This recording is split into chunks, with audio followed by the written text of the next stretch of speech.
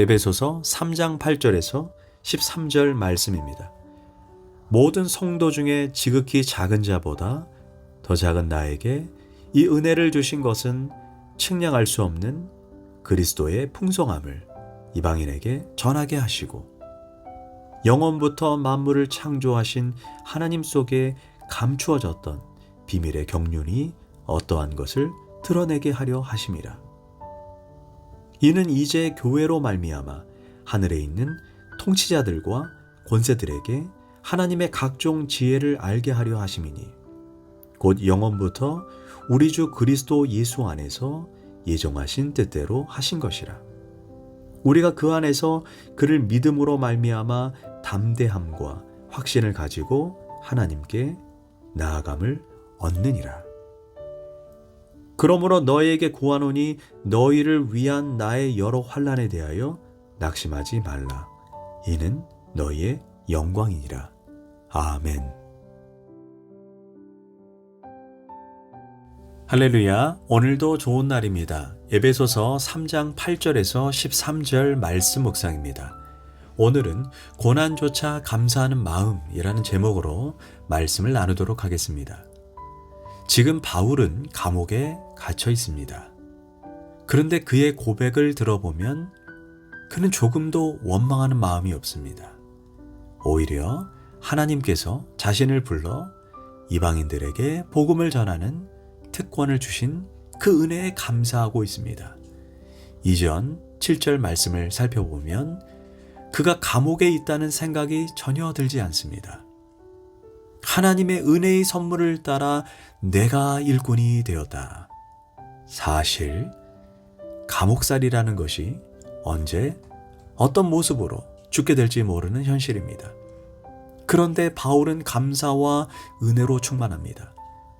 실제로 로마에 가서 그가 머물던 감옥에 가보면 어떻게 여기에서 사람이 지낼 수 있었나 그런 생각이 들 정도의 환경입니다.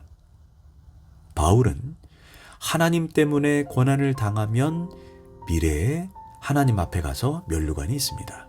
상급이 있습니다. 축복이 있습니다. 하지만 지금은 바울은 그런 보상적인 기대 때문에 감사하는 것이 아닙니다.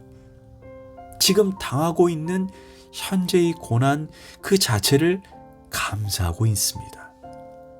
때때로 우리가 당하는 고난의 현재적 의미를 잃어버리고 미래적인 의미만 생각하기 쉽습니다. 사도행전 14장 22절에서 우리가 하나님 나라에 들어가려면 많은 환난을 겪어야 할 것이라고 했습니다. 우리가 현재 환난 없이 천국에 들어가면 좋겠는데 왜 현재 환난을 주실까요? 스스로를 돌아보십시오.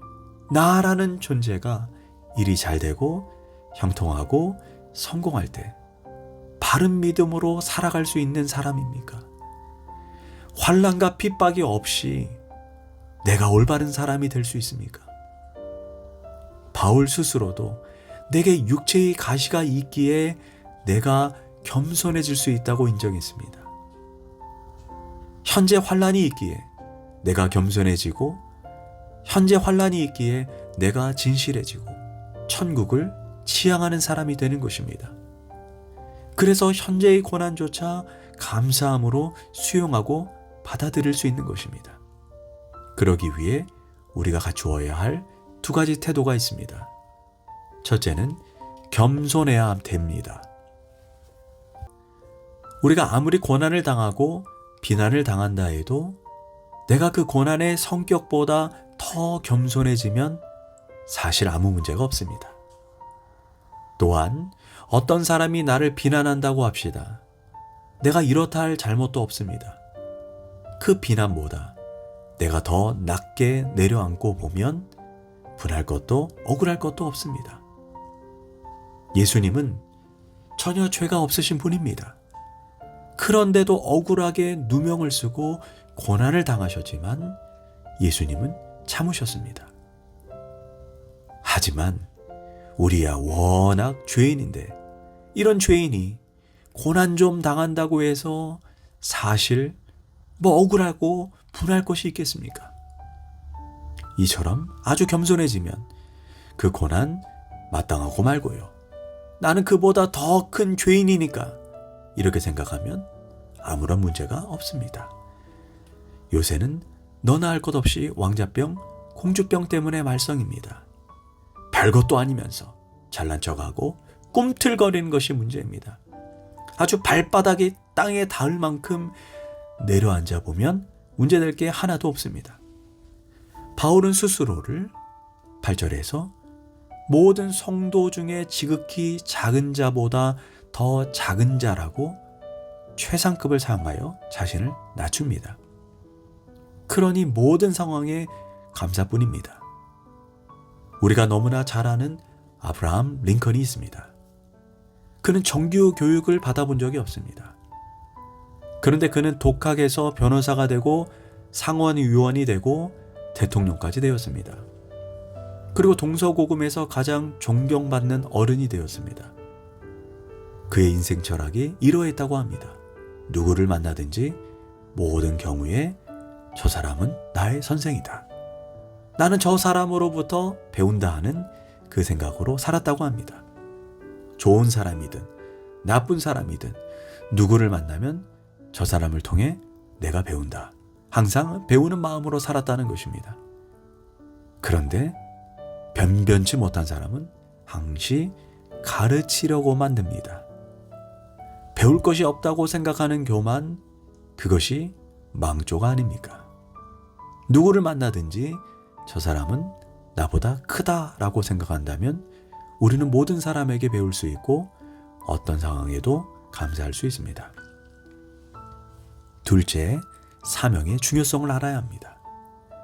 바울은 자신이 이렇게 보잘것없이 작은 자인데 자신을 이방인의 사도로 불러주셨다는 것입니다. 바울은 스스로 자신이 전에 예수 그리스도의 비방자요, 박해자요, 폭행자였기 때문에 정말 무가치한 존재였다라고 말합니다. 그래서 그는 자신을 가리켜 죄인 중에 괴수라고까지 말했습니다. 그는 하나님의 교회를 핍박하기 위해 다메섹으로 가던 길에 빛 가운데 찾아오신 예수님을 만나고 은혜로 회심하게 되고 사명을 받게 됩니다. 예수님은 바울에게 이방 사람의 사도로 너를 택정했다라고 말씀하면서 그들의 눈을 뜨게 하고 어둠에서 빛으로 사탄의 권세에서 하나님께 돌아오게 하려고 이방인들에게 너를 보낸다고 말씀했습니다. 그는 자신의 사명을 깨달았습니다. 그리고 갈라디아서 1장에서 이런 고백을 합니다. 내 어머니의 태로부터 나를 택정하시고 즉 태어나기 전부터 이미 이방인의 사도가 되기 위해 태어난 사람이라는 것입니다. 그리고 오늘 내가 부름을 받았습니다. 그런데 내가 하는 이 사명은 하나님의 위대한 예정과 경륜 속에 이루어진 일이라는 것입니다. 그리고 그 속에 내가 있습니다. 구체적으로 말하면 예루살렘을 중심으로 유대에 속한 교회를 세계적인 교회로 뻗어가는 그 길목에 그 위대한 하나님의 계획 가운데 내가 서 있다는 것입니다. 사도 바울 입장에서 얼마나 감격스러운 일입니까? 이렇게 자격 없는 자를 훈련시키고 양육시켜서 이때를 위해서 사용하시니 얼마나 감사하고 감격스럽습니까? 그러니 감옥에서 고난 좀 당한다고 뭐가 문제가 됩니까? 핍박을 당한다고 문제가 될 게 있습니까? 죽어도 문제가 안 됩니다. 왜요? 하나님의 위대한 일 속에 내가 서 있는데 이것만으로도 여한이 없습니다. 그러니 감사할 수 있습니다.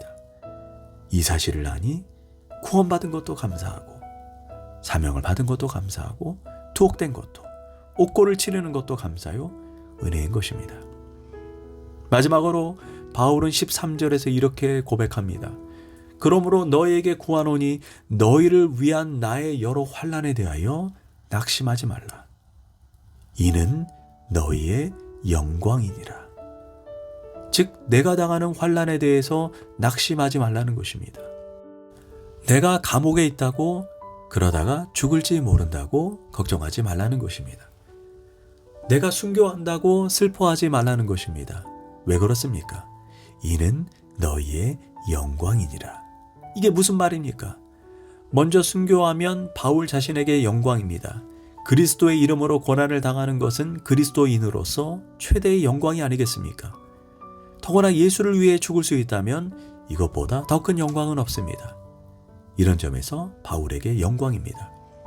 그런데 바울은 에베소 교회에 너희에게도 영광이 된다는 것입니다. 왜요? 너희에게 복음을 전한 그 위대한 사도 바울 선생이 순교자가 되니까. 그가 엄청난 고난을 통해서 값비싸게 전해준 복음 아닙니까? 그 복음을 통해 내가 예수 믿게 되었으니까 영적인 세계를 깨닫게 되고 천국과 지옥을 알게 되었습니다. 그런 점에서 바울의 고난, 바울의 순교는 우리의 영광이 되는 것입니다. 고로 우리도 바울을 본받아 어떤 상황에도 겸손하고 사명에 충실하며 예수님을 위해 고난받는 것을 감사해야 할 것입니다. 기도하겠습니다. 하나님, 어떤 상황에서도 겸손하게 하소서. 내게 주신 사명의 중요성을 깨닫게 하소서. 오늘 내게 허락된 고난조차 하나님 경륜 속에 있음을 볼 수 있는 영적인 시각을 허락하소서. 예수님의 이름으로 기도합니다. 아멘.